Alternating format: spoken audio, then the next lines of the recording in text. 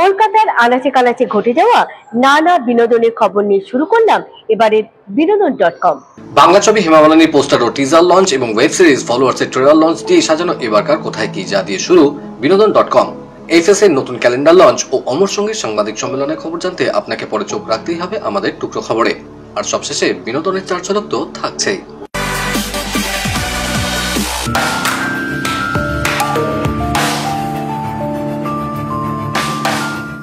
হেমা মালিনী,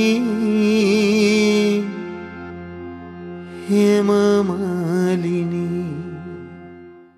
এক কথায় তাকে বলা হয় বলিউডের ড্রিম গার্ল।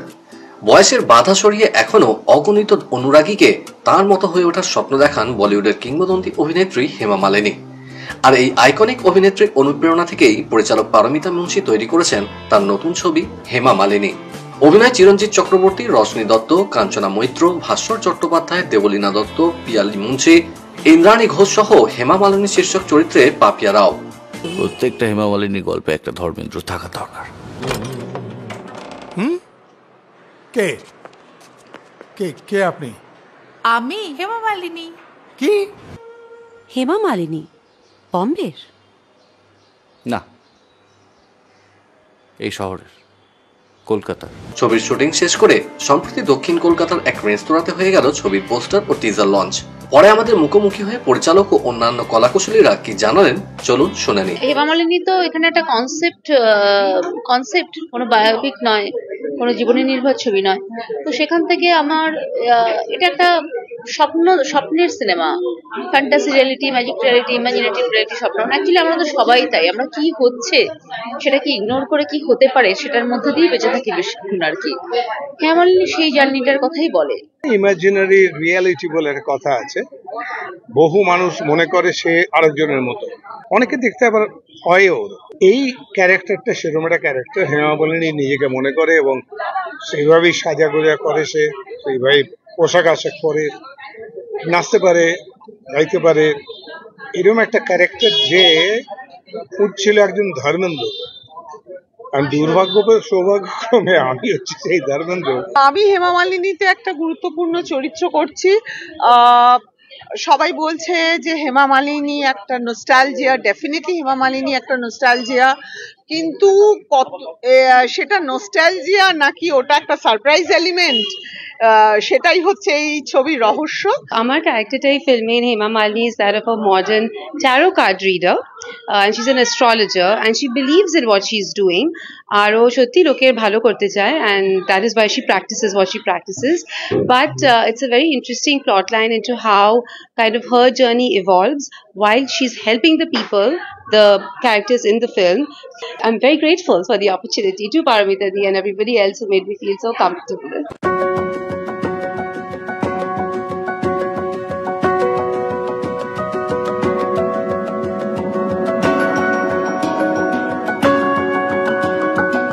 আমি ফলোয়ার্স তৈরি করব, আমার যা করার আমি তাই করব। সোশ্যাল মিডিয়ায় রিলস বা ফটোশুট করে ফলোয়ার্স বাড়ানোর ইঁদুর দৌড়ে মত্ত সমাজের একদল তরুণ প্রজন্ম। বিপদ শালীনতাকে তোয়াক্কা না করে চলে তাদের অবিরাম পোস্ট।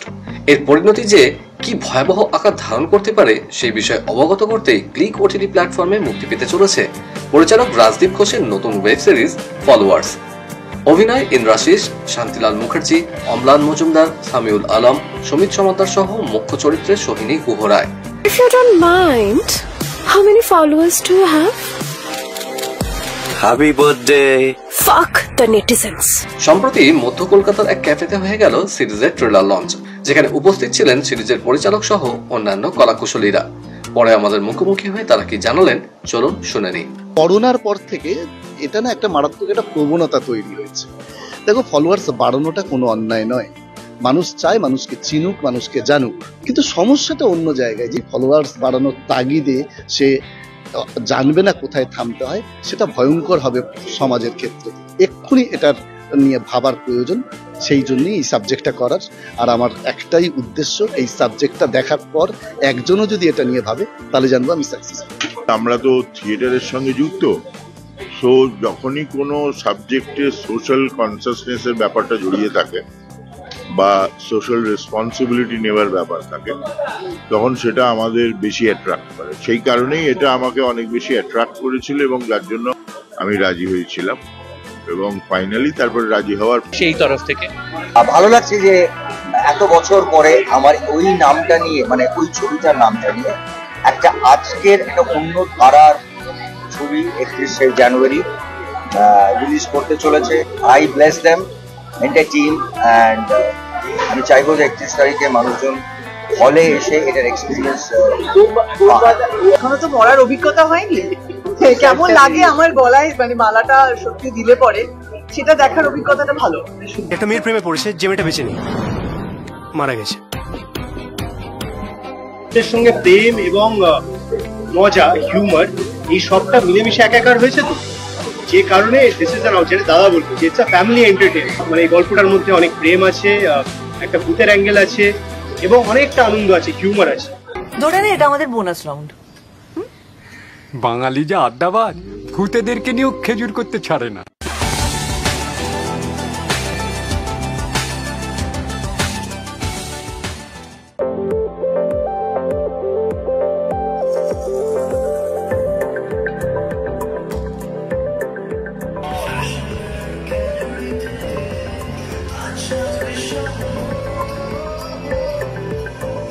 আমাদের ফেস ক্যালেন্ডারে 11th ইয়ার, তো এখানে আমরা নতুন প্রতিভাদের লঞ্চ করি যারা ফিল্ম বা ফ্যাশনে আসতে চায়, অ্যান্ড এটা আমরা 11 বছর ধরে করছি। এই বছর আমরা 15 জন নতুন ফেসদের লঞ্চ করব যারা ফিল্ম বা ফ্যাশনের মধ্যে অংশগ্রহণ করতে চায়।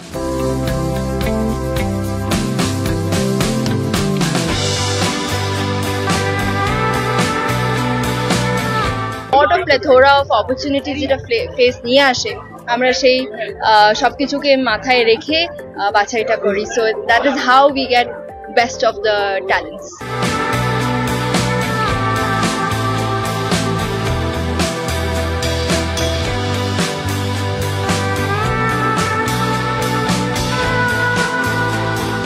হলো একটা ট্যালেন্ট প্ল্যাটফর্ম, যেখান থেকে আমরা ওদেরকে একটা প্ল্যাটফর্ম করে দিই, যেখান থেকে ওরা সুযোগ পায় এই ফ্যাশন বা ফিল্ম বা টেলিভিশন ওয়ার্ল্ডে কাজ পাওয়ার জন্য।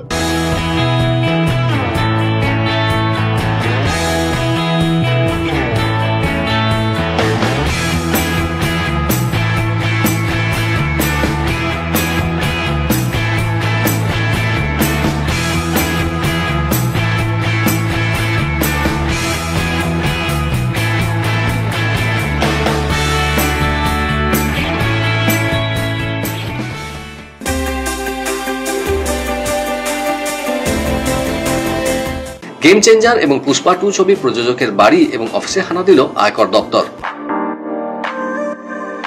মুম্বাইয়ের আন্ধেরি এলাকায় নিজের একটি ডুপ্লেক্স অ্যাপার্টমেন্ট বিক্রি করে দিলেন অমিতাভ বচ্চন। সূত্রে খবর 83 কোটি টাকার বিনিময়ে এই সম্পত্তি বিক্রি করেছেন তিনি। খুব ভালো চিত্রনাট্য না পেলে আর অভিনয় করব না বললেন অভিনেতা পরমব্রত চট্টোপাধ্যায়। কর্মক্ষেত্রে যৌন হেনস্থার মতো বিষয় নিয়ে ছবি করছেন পরিচালক বিরসা দাশগুপ্ত। ছবির নাম অপরাজিতা। বিনোদনের খবর আজ এই পর্যন্তই। আবার আমাদের দেখা হবে আগামী শনিবার ঠিক এই সময় এই চ্যানেলে। বাই।